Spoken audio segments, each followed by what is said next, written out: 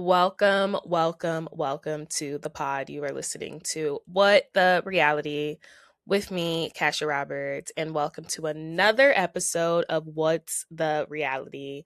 On What the Reality, this time, this episode may be controversial.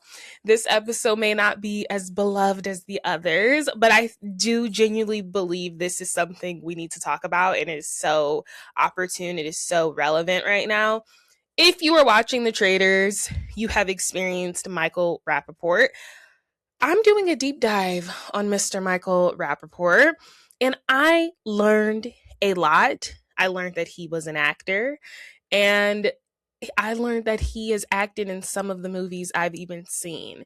And I just never connected the two. I've always known, if you don't know, I've always known Michael Rapaport as this housewife buster, this loudmouth New York. That's where I met him, was on Watch Women's Live vividly. Now, when I research and do this deep dive, I realize this man is a whole actor. And he has been in XYZ. So we're going to get into, his early career, his early fame. We're going to talk about Traitors a little bit towards the end, his Traitor stunt that was, we're on 6 episodes now. I guess it was like short-lived in general, but his time was coming. His time was going to come regardless. We're talking about some of his controversies and his public feuds. So thank you so much for listening. Let's get into What's the Reality on Michael Rapaport. Starting off, let's just give a little background. There's no shocker that Michael Rapaport grew up in New York City. He actually grew up in Manhattan. This is partially probably where his aggressive attitude comes from. He's just a New Yorker. He's like somebody what I imagine as New York. Literally. At 19, he did move away though. He moved away to pursue a career in acting, and he moved to Los Angeles, the city of angels. And he eventually would get his big break in China Beach, which was like this 80s sitcom TV show. It was like basically a hospital, and it was like based in the 80s of like the Vietnam War. So it was like the Vietnam hospital, like where you would see like all the soldiers and stuff come in, and it was about this one woman like pursuing true love or whatever. So he got his big break on China Beach. So he's been around since the 80s, y'all. Like, I knew he was an actor. I just didn't realize like his literal resume. He was also one of the main characters on Prison Break, which I did not know. I've never watched Prison Break, but like, how do you not know of Prison Break, right? Prison Break has been on since like it was like on from like, is it still on? I think it was on in like 2005 or something to like 2017. It was on for a while, and it still may be on. And then he also has some directing experience. He directed a documentary based on the Queens, New York hip hop group, A Tribe Called Quest. Like, my dad actually knows this group. Like, I've heard of this group before. I'm sure my dad has played it for me or whatever. That received rave reviews. He also had a film for ESPN 30 for 30. That was, it was an ESPN film, 30 for 30, when they used to do that. He directed one of those, and I actually made it to the Tribeca Film Festival. Like, this man's catalog is insane. Just to name like some of the few, he's done like Zebrahead, True Romance, Higher Learning, which is like one of my mom's movies. So it's like, I'm pretty sure I've watched Higher Learning. Metro, Copland, Deep Blue Sea, Dr. Dolittle, the second one. He had a reoccurring cop appearance on Friends, and he was dating Phoebe on there. He was on that for like 4 episodes. Boston Public and Atypical, so much more. Like, I was actually gagged and floored while I was researching him. He also has experience with like hosting on Fox Sports. He also corresponded a podcast called Pardon My Take on Barstool Sports, which we will get into. The Barstool Sports podcast. He was on The Masked Singer recently. I think most recently, like, something was like The Masked Singer, but he was like a reoccurring like wild card contestant because he was like the pickle or whatever. So that was another thing. yeah, like I said, he has the accolades besides just this housewife buster, this mad shit talker. Like, he is an actor and he has been around in the game since the 80s. If you guys did not know, born in the 80s, crack babies. Like, it is honestly insane to me as a Gen Z learning this information as someone that is a housewife lover and just knows him solely from being on Watch What Happens Live. Let's get into these relationships, okay? Because if we're going to talk about that, we got to talk about that. He has found himself in a harassment lawsuit, and this was with his first ex. Well, I'm sure not his first, but like his first, like when he started getting famous, you know, he was dating Lily Taylor. Shockingly, Lily Taylor is in The Conjuring. She was in Mystic Pizza. She was in Public Enemies, Arizona Dreams. She has also a very curriculum resume as well, like very like high top notch. I was shocked to learn about The Conjuring, but this is probably his most notable ex, because it ended in a harassment lawsuit. So basically, he was arrested in 1997 because he was harassing her. In May 1997, Rapaport was arrested for harassing and stalking Lily Taylor. She had filed a police report stating that after they broke up, that he had been harassing her repeatedly by showing up at her apartment in the middle of the night, banging on her door, and he was repeatedly calling her. And he had admitted that he did call her in a time span of 4 days, 21 times, and she obviously did not answer.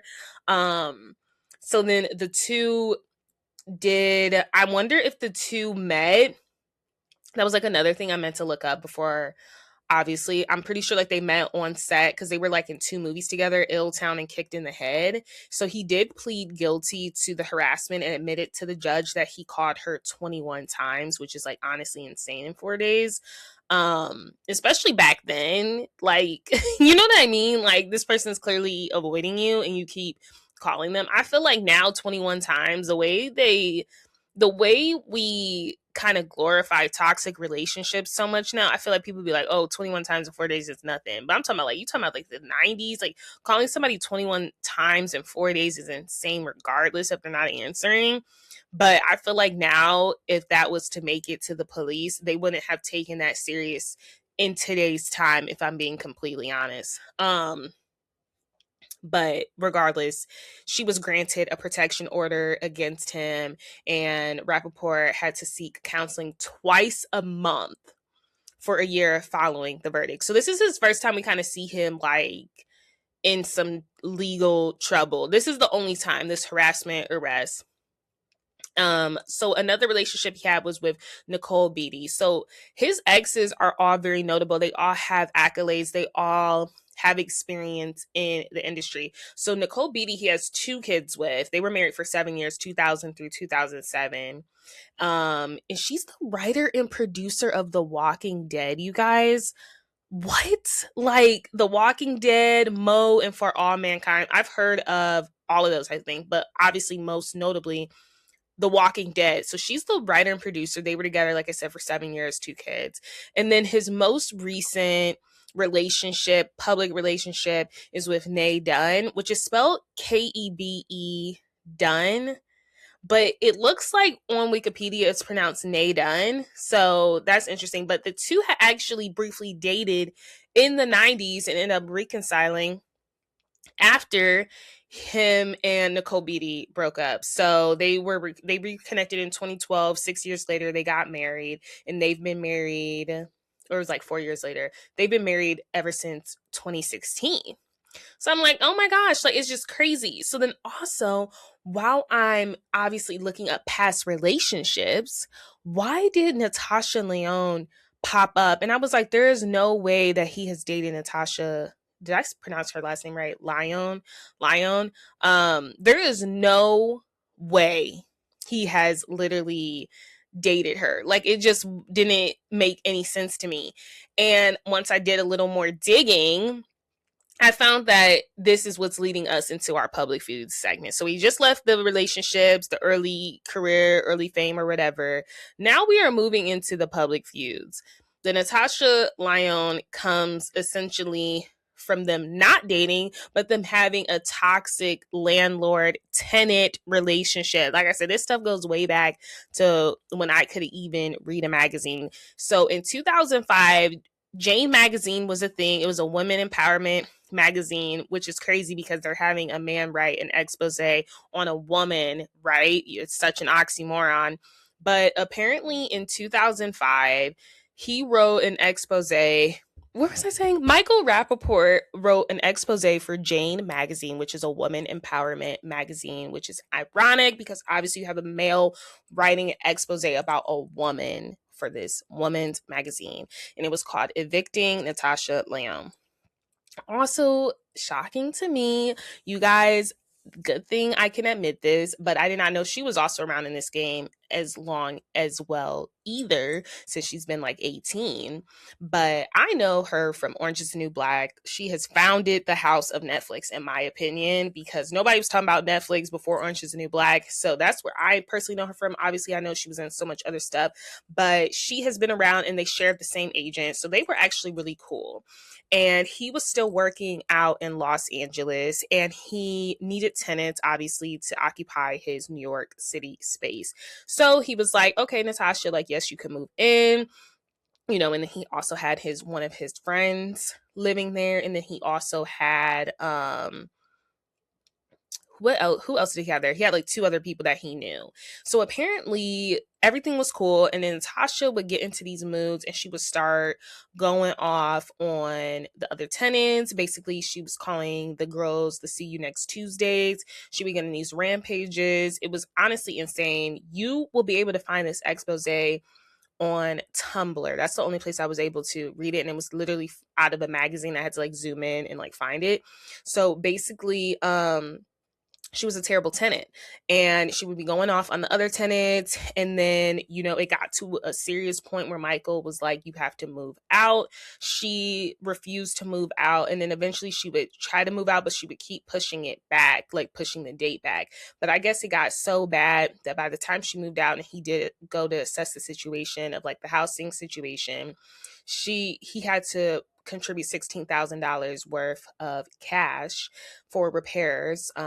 He said it was left a mess. He said even when he saw her, like he hadn't seen her in a while either. So when she eventually did have to move out and he had to have that face-to-face conversation with her, she looked insane. So during this time, when he is writing this expose and when he is talking about the drama surrounding rooming Natasha Lyonne. And their relationship allegedly after that was changed. Like he said he never wanted to see her again. That's how he really ended the expose. He was like he didn't want to see her again.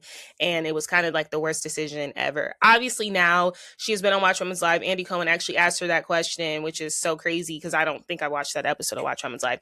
But it's like he has asked her the question, like, where do you guys stand now? They are on good terms now, but it is something to be said that during that time she was struggling with substance addiction. She was actually into heroin a lot at the time, and she had a heroin heart as well. So she looked very different, and it's just insane to me because when you read the expose, which I'll try to link maybe in my bio so you guys could like try to find it through the Tumblr, but you have to have like an account, but I just zoomed in, honestly. He mentions in the expose, like when she hugged him, he was so scared because her body physically looked uncomfortable and ill.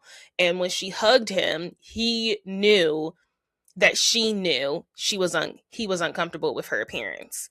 So, and a lot throughout the expose, a lot of her friends have went to him and said like, we're really concerned for her. And like during this time now, we know she's been sober for years. I think she smokes cigarettes at least, or like weed or whatever, but she's been sober obviously from the hard stuff. And that was during that time period because she had a DUI arrest, like I think like in 2001. And then there was like another incident, but like the expose really goes into detail. So that was his first like kind of public feud that we knew about. Now we have another one in terms of, I briefly mentioned about his work at the Barstool's, podcast, Pardon My Take. It was a sports podcast. So in 2017, Michael Rapaport joined Barstool's podcast, Pardon My Take, as a commentator, and actually he was fired 8 months later, and it was very quick. It was very swiftly, and it kind of happened like with a snap of a finger, because he was getting into it with the fan base. And also I heard that there were just like tensions along with the people as well at Barstools. So apparently there was some situation where he referred to, the Barstool people, they referred to themselves as stoolies. And someone had tweeted just like about like not liking him. You know how fans do, like, oh my gosh, like, oh, do we really gotta listen to this guy? And he's like, us stoolies don't want to hear that. His response to that is like, if you call yourself a fucking stoolie for real, you've already lost in life. So that tweet alone, because he was like making fun of the fan base, they were just kind of like, we're about to get you out of here because you're now making fun of our fan base and all this stuff. But I want to also get into like the lawsuit that he then formed against Barstools and Dave Portnoy, which has been, to this day, we're in 2026, this happened literally 10 years ago, which is crazy to say, but to this day, it has been his biggest public feud. Like one of the biggest ones is like against Barstools and Dave Portnoy. So I'm reading this by Courthouse News, and it kind of goes into like everything that happened. I know in general, before I read it, that he was saying that there were merch printed after he left. Basically, it was a t-shirt with him as like a clown and a question mark on his chin, basically alleging, he insinuated that as like them saying he had herpes, I guess. And then he also just said they were making demeaning or threatening accusations about him, like saying how he physically abused his ex. And I'm assuming they're referring to Lily Taylor because of that harassment case, which there was no physical abuse in that at all, especially when I looked into it. And then they also accused him of being a racist and I think like a fascist or something. So he's saying that they essentially were like running a smear campaign as soon as he left or whatever. So according to the courthousenews.com, Barstool Sports online smack talk against actor Michael Rapaport was not defamatory. I don't know why I just had a struggle saying that. So this article I'm reading is basically the outcome of the defamation lawsuit. They basically are saying it was not defamatory. A federal appeals court held on Tuesday. Like I said, this is from back in 2024. So this was updated in 2024. This was like an ongoing legal thing for the past like 5 years. So the 53-year-old actor and comedian, obviously he's probably like 55 now, claimed in a 2019 amended complaint. So let's get the dates correct. Sorry, guys. So in 2017, he was hired to work for Barstools. He was let go in 2018, and then he filed this lawsuit in 2019, and this is an update from 2024. Okay. So he claimed in 2019 in an amended complaint that the popular sports and pop culture website Barstool Sports, which had briefly hired him as a podcast host, defamed him in public statements and in a diss song video that portrayed him as a racist fraud having herpes sores and having physically abused his ex-girlfriend. The Second Circuit on Tuesday dismissed Rapaport's revived defamation claims on appeal, finding that Barstool statements about him being a racist and a fraud are non-actionable because they, quote unquote, lack a clear, defined meaning and cannot be proven true or false, quote unquote. Moreover, none of Barstool's statements imply that it was based on undisclosed facts known to the speaker. The appeals panel wrote in its 11-page opinion, therefore, no reasonable reader could find that the statements alleging racism or fraud were conveying facts about Rapaport as opposed to reflecting the opinion of the speaker, which is like obviously freedom of speech, and yeah, it gets kind of sticky with like the podcast and stuff and like the takes because like it's like podcast is like you have every right to speak your opinion, right? The appeals panel noted that the dismissal was supported, weighing the entire context surrounding the purportedly defamatory statements. Say that 3 times. I cannot. Quote unquote, the district court appropriately considered that the statements at issue were made in the context of a hostile, vulgar, and hyperbolic feud between Rapaport and Barstool as a result of his termination. So that's another reason they're saying, like, you can't take this serious because it's, like, obviously some get back after you guys have been in this very hostile relationship following your firing, right? The context was one within which even certain accidentally factual statements, I've never seen that word, ostensibly factual statements could be reasonably understood as part of tasteless effort to lampoon because they were made in the emotional aftermath of a situation when animosity would be expected to persist and in circumstances where an audience may anticipate the use of epithets, fiery rhetoric, or hyperbole. The opinion continues. Aaron Moss, an attorney representing Barstool Sports, told Courthouse News the company is pleased the appeals court recognized such context in evaluating the over-the-top insults at issue in the case and recognized that no reasonable person would believe them to be statements of fact. This case involved what can best be described as the internet's version of a schoolyard brawl between a media company known for its irreverent and hyperbolic humor and the self-proclaimed MVP of talking trash, literally. He said Tuesday afternoon, crude memes and vulgar diss tracks featuring a talking lesion and an anthropomorphic cracker may not be the highest form of discourse, but they were rightly protected in the context of this case. Rapaport defamation's claims were added to a 2018 contract action he filed after his 8-month stint at Barstool ended with his firing for making a rude comment about the site's fan space known as Stoolies. The district judge, Naomi Reese Butchwald, dismissed Rapaport's defamation claims on summary judgment, finding the disputed statements were not actionable assertions of fact to be considered defamatory under New York law. The standard required a reasonable audience to understand that the speaker is stating an obvious fact as opposed to an opinion, Butchwald wrote. On appeal, the 3-judge panel affirmed the lower court's dismissal, finding that the other cited statements about Rapaport having herpes, being a stalker, or being a domestic abuser also were non-actionable opinion, and in a larger context occurred in media, sports talks, radio, online blogs, and the social media platform then known as Twitter, where audiences reasonably anticipate opinionated statements. So Rapaport, a New York native and lifelong Knicks fan, is a Fox Sports reporter and hosts his own podcast, yada, yada, yada, which is promoted, whatever. So that was just kind of like the end of it. They were basically saying there was nothing that could be found with it. And that was kind of that wrapped. But like I said, Dave Portnoy till this day has called Michael Rapaport one of the worst hires in history and said that just like hiring obviously for, the podcast is just like one of the worst mistakes they've ever done. And that I don't think till this day they're on good terms, especially if this was the appeals or whatever was resolved in 2024. We just got 2026. I'm sure they will not be meeting at the minds at any time soon when it comes to that. Let's move on to another feud that I did not know Michael Rapaport was involved in, which is Kevin Durant. I think I heard a little bit about this, but essentially Michael Rapaport, was criticizing Kevin Durant's playing skills, power forwards, NBA, whatever, on Twitter. And he was making that publicly known. And then I guess Kevin Durant slid in his DMs, basically calling him everything but a child of God. I actually have the exchange. I have the link that I'm going to bring up, basically calling him everything besides that. I'm going to pull up the tweet too that Michael Rapaport had allegedly said. So Michael Rapaport said KD seemed deeply in his feelings with the NBA on TNT crew after the game. Damn it, he's super sensitive about everything. Don't do the interview. And so then we have Kevin Durant responding, calling him a bitch. He was like, you a B.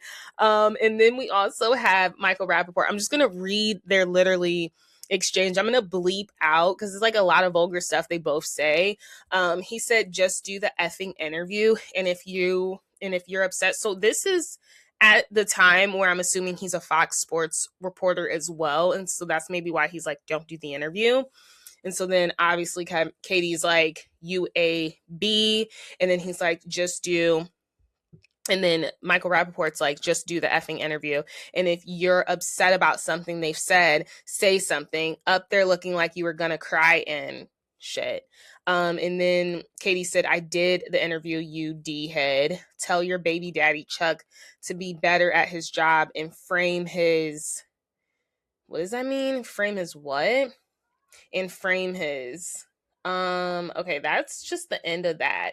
And then it looks like he sent something. He said if someone called Easy Money an idiot, he would literally cry on TV. And then Katie responded, I heard it was all before you. See you next Tuesday. Chuck doesn't need you as a security, you pale, pasty, CUM guzzling B. I swear I'm a at spit in your face when I see your butt. Bet your life on it. Meet me on West 17th tomorrow at 10, or better yet, what's your address? 10 a.m. at Catch Steak on the corner. And then he said, and then it's so funny to me because, like, yeah, Michael Rapaport is like blasting these text exchange, but he's also like cutting off a lot of what he's responding. He's only showing what Katie is saying.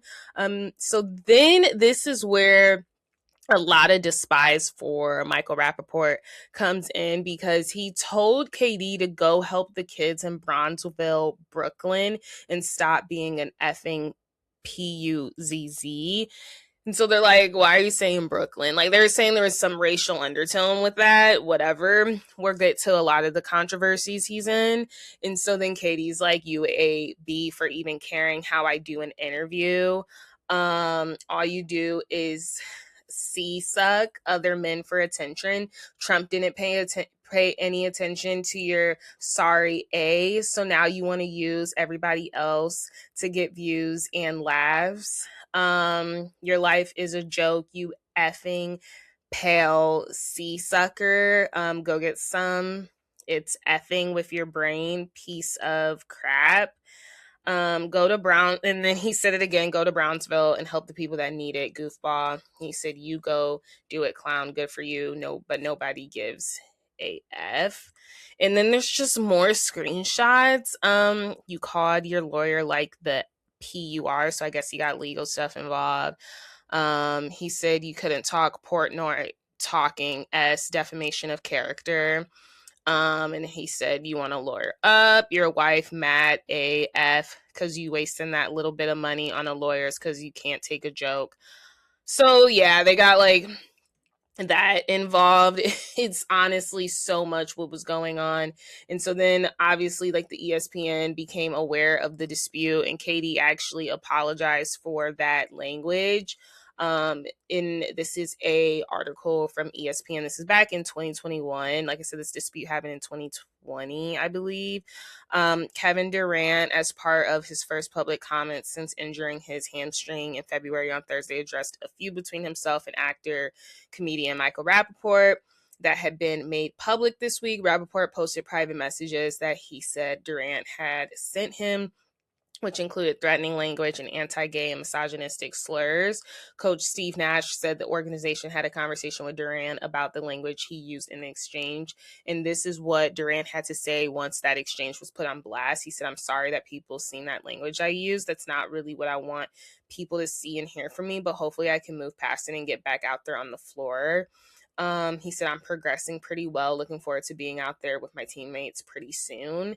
So, like, honestly, he didn't even apologize for it. He just said, I'm shocked that this man would literally put me on blast like that, because these are DM exchanges that obviously Michael Rapaport has made public. I don't think Katie would have made it public. And the fact that it was made public, this has been added to another public feud he has had, in additional to the Kenya Moore of it all, which I'm going to move into with a Housewives segment. I don't want to talk about it underneath the public feuds, but like, this is what Michael Rapaport does. Like, that is what he does. He like puts you on blast. We've seen this with the expose of the Jane magazine, and then we've seen this now with the Dave Portnoy, you know, him talking to his lawyers and making this a whole legal thing, because then besides, you know, he can claim that Barstool's was doing XYZ, but he also was making social media videos at this point and going back and forth with the stories. And then we see him putting on blast Kevin Durant. So this is something that kind of he does. It's like you get into it with him. Your exchanges may be plastered on social media because that's what he does. He brings everything to social media. But let's move on to noticeably his most recent public feud, which was obviously with the mayor, Zoran Mandani, which is of New York City. This is as of recent. This is as of 2025. Michael Rapaport following a lot of elitists. I don't live in New York City, but I am excited for their new path coming forward. I'm hoping it can be a little less expensive for the people, because it is expensive to live in New York City, and all the other things that he has promised. But I really am looking forward to the affordable housing, and hopefully that helps, so every girl can literally live their dream in New York City. But besides that, like, it joins like a specific group of elitists. Michael Rapaport joins a specific group of elitists that did not want this man taking office and like vowing to leave, like, this is terrible. Like, they were so against this man taking office. And, he has made it very public that he does not support him on social media. He's expressed it multiple times, his disappointment for Zohan Mandani winning. And since then, he has announced now his run for mayor in 2029. He's referred to Zoran as a shit stain at the helm. And this is what he said when announcing that he is honestly, this is what he said about him, like, winning. He said, "We have a shit stain at the helm right now in New York City, and it is a reality. It is a effing reality. I think he's going to supersede our wildest fears and expectations." Zoran the zero, Zoran the xyophobe. He is going to supersede all our fears and expectations. Yeah, he, like I said, Rapaport, like, once he guns in on you, he's like, I'm going to end you. And we also see that, I'm gonna talk about Traitors also a little later, pretty soon. But we see that in his disputes. It's like he doesn't have a 0 to 30 to 50. He just goes 0 to 100. He is known for this, though. I don't understand how he is. I mean, obviously he's a credible actor. He is at all the things. He has been in Friends. He has been in some crazy, high, accoladable, knowledgeable, worthy, Oscar worthy stuff. But it's like his personality has followed him throughout all of this stuff, and it is always continued to be that he is this major, he has a terrible attitude, and he goes from 0 to 100. So I'm reading this article from the Hollywood Reporter, which kind of talks more about him being the loudest critic of Zoran Mandani. So it said 5 days after Zoran Mandani was sworn in as mayor of New York City, Michael Rapaport announced that he would be running in office for 2029 to remove the Democratic Socialists, whom he referred to, as I said, as a stain at the helm. Rapaport has appeared in dozens of films and yada, yada, yada. However, he is best known for his role in Phoebe's. Is he best known for that role in Friends? I'm assuming so. So yeah, he did share that news for his future mayoral bid at the end of his latest episode, I Am Rapaport Stereo podcast. He said, "Let me tell you something, guys, girls, women, children of all ages. 2025 was crazy, and I don't see it getting any effing calmer or cooler in 2026 the way things started. That's why I'm running for mayor." He said, what else did he add? He said, "I, Michael Rapaport, am running for mayor of New York City, 2029, born, raised, NYC. Nothing's free, no BS, no fake grants. I'll own my mistakes, apologize when I screw up, and fight to make this city safe, affordable, and thriving. You got Zoran, the moron now. Mayor Rapaport is coming. How do you like them apples?" Yeah. Yeah. So that was his latest feud. Let's move into his political views and controversy. So, disclaimer, I personally cannot speak for, his viewpoint and obviously his strong stances. I am literally taking my notes from Wikipedia in the controversy in the Reddit sections, because some of this stuff is like a little beyond my knowledge. Just like terminology and stuff, and I don't want to, misspeak anything. So this is at a point now where I'm speaking about his political views and his controversy, where I personally am taking this directly from online. I'm not going to be inputting anything right here, but this is another reason why people apparently have an issue with him. And it is because of like his stances on the Israel Hamas attack. Like I said, this is where I'm just taking it straight from Google, what they delivered to me. So Michael Rapaport has apparently been very open and has publicized his criticism of the Hamas attack and claims to be a self-proclaimed Zionist. He's also saying that Jewish people should actually reclaim the word Zionist. He's also a defender of the U.S.-backed Israeli genocide in Palestine. And he has also encouraged his followers to actually vote for Trump because he believes the Biden administration, or he was encouraging people to vote for Trump because he said the Biden administration had not done anything to help the Israel situation. So then we have this from Wikipedia. Actually, after the October 7th, 2023 Hamas-led attack on Israel, Rapaport appeared in many independent activist shorts supporting the release of hostages taken by Hamas and its affiliates. He also had something controversial to say regarding the Hamas attack, and if the hostages were Black, nobody would care or something. I don't want to misquote him, but there was something in terms of like, if the hostages were Black, nobody would be talking about this or something, or maybe people would be talking about it. It was something kind of like negative, and that's where like a lot of people like say like he's low-key like a racist because it's like he's always bringing in race in. But Rapaport has since become a vocal pro-Israel advocate. He has made multiple trips to Israel since late 2023, including visits to sites affected by the attacks and to Hostage Square, where he has spoken at rallies. Rapaport has publicly criticized what he views as a lack of support for Israel within the entertainment industry and has urged Jewish people to reclaim and proudly own the term Zionist. He also appeared on the Israeli satirical show Eretz Nehederet, mocking responses to anti-Semitism and the silence of some Hollywood figures regarding the conflict. He says that his vocal stance has caused him to lose acting jobs, but that he has no regrets about his advocacy. In February 2025, the militant pro-Israel group Batar US posted a video of Rapaport on social media in which he praised the far-right rabbi Meir Kahane, saying the Kahane was always right. And there's been just a lot of think pieces on Michael Rapaport's obviously stand. I have this from Unpacked Media that was basically summing up like, you know, the Traitors, Michael Rapaport's Jewish identity, Israel advocacy, which I may link also if you guys want to read more about that. But that's where like a lot of also his criticism comes from.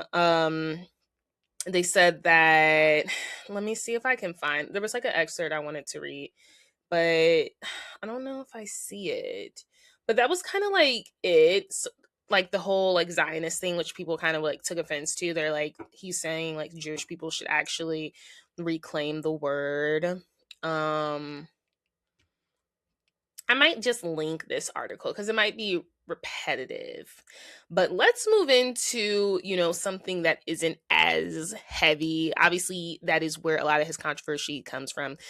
Another part of it is we can go back to the racism, you know, him telling Katie to go to Brooklyn to help some kids. And now we can talk about Miss Kenya Moore. Let's move into the Housewives before we end off on the traitors of it all. But he has infamously been in a feud with Kenya Moore. We know he is very much obsessed with Housewives. He has made it known that he watches the Housewives. He has been on Watch Women's Live multiple times, and he actually had a public dispute with Kenya Moore, which I need to look for their video because there was just something, there was like a lot going on.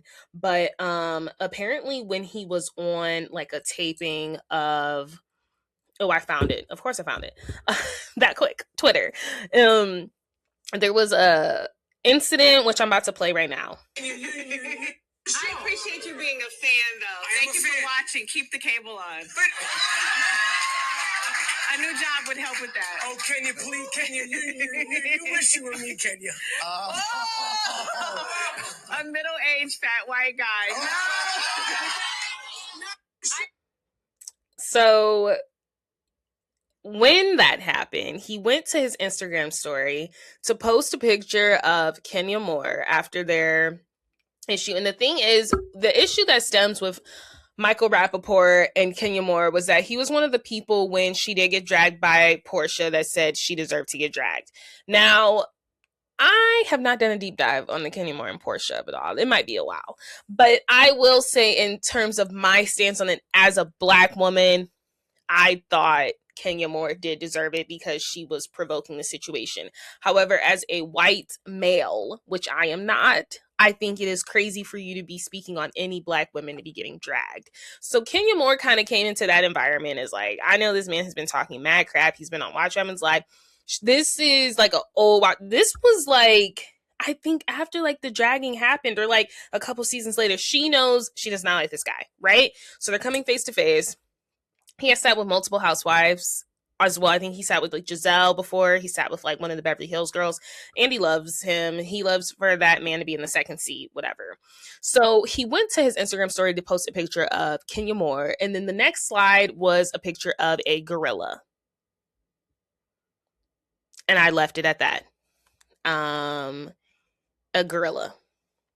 So that is another reason why people are like, why have you cast this man on Traitors? You know, we can go back to his controversy with the stuff he was talking about with the Biden administration voting for Trump. That alone, we could talk about how mean and rude he was to Mayor Zohran Mandani. We could talk about, you know, the whole Katie of it all, putting him on blast. We can talk about the Natasha Lyonne, putting her on blast in a Jane expose. We could talk about the Barstools of it all. The Stoolies are mad to see him on Traitors. He's just this loudmouth person. And then we have a group of housewives. So he's kind of affected a bunch of different groups. He's affected the sports world. He's affected the politics. He's affected the housewife world. He's affected all of these different groups of people as to why they don't like him. I personally do not like this man because who are you to literally say she should have got dragged as a white man? Knowing our history. You know what I mean? So I personally don't like him because of his stance with the whole Kenya Moore thing. Like, I can agree with, I think she needs to get dragged, but for you to make that so loud and clear, he's been super critical of Kenya Moore. He's been super critical of a lot of the Black cast, and he really doesn't have a boundary. He kind of pushes it. He's also, there's a thread on him that's like reasons why like this guy's controversy. He's like, if you're not being called a racist, are you really living the right way? So it's like he kind of embraces these insane ideas of himself. He recognizes them and he sees them and he embraces them, right? But he doesn't think there's anything wrong with it. But I think the biggest thing for me is like him posting a picture of Kenya Moore, and then the next slide you're posting a picture of her, of a monkey, a gorilla, a monkey. Like, that has racial undertones under it in general. Like, that is insane to be doing, whatever year he did that. So we had that. Obviously, he's still very much still obsessed with Housewives because he has been back on Watch Women's Live since then. And then this has landed him his latest gig with the Traitors. Yes, the Traitors. So he was on Traitors, and I think he was on for 6 episodes. He was known to be very loud on there. A lot of the people did not like him, but the thing that really got him banished was his statement to Colton. A lot of people on Twitter are split. They believe that Colton deserved that read. A lot of people are saying, well, let's not forget of this checkered history in this past he does have. Like, that was not deserved. Essentially, he did tell Colton, you would make an easy and a pretty good traitor because of how long you have held in a secret, how long you can keep a secret. Obviously, we know Colton Underwood is also not very much liked by the majority because he went on The Bachelor knowing he was gay, and then eventually harassed his the ex-girl that like ended up breaking up with him. He apparently was harassing her and everything. Colton is not loved by the people, even by the gay people. However, they did unite to say, like, I don't think they understand what's going on in the house. The people were like very much on Colton's side, but I will say from a social media perspective, they were not. They were just kind of like, well, he kind of read him. But either way, it's like, why are you bringing in his sexuality and saying like that would make you a good traitor because like you're hiding a secret? So he still went out with a bang. That is Michael Rapaport. He's loud. He's in your mouth. He is in your face. And he is always playing offense. I wouldn't even say defense. Like, he's just always on offense. Like, it's like there's no defense ever in between because he's just always in your face. But that's really much him. He is a controversial guy. He is pushing the limits. He's a walking red flag, and he is still continuing to be in the media. That does not change. He still has the podcast and everything. But like I said, a lot of people were upset when he was casted with Traitors just because of his controversies, his political views, his housewife views, and just him just being this like loudly overcompensating man, right? But that is really a deep dive on Michael Rapaport. I hope you guys enjoy. I really liked doing this. It was just like quick. Like I said, the Natasha Lyonne was probably the biggest news to me, that whole expose. Like I said, I'm going to try to link it in my description so you guys can read it and just zoom in. It's going to be like from a Tumblr thing, but it is insane to me that they had a whole landlord tenant thing. Obviously they are cool. We see the kind of guy he is, but I know this is for the people that cannot stand him. And this is me giving some validity as to why you don't stand him, and hopefully helping you people understand, for the people that don't understand why people don't like him and why he has this huge, fan base of people that do not like him. Hopefully this has helped fill in some of those marks. I mean, obviously he just sounds like a jerk to me, but like I said, everyone has a history, everyone has a past, and this is him. This is Michael Rapaport. Thank you so much for listening. I will catch you guys for Toxic Tuesday.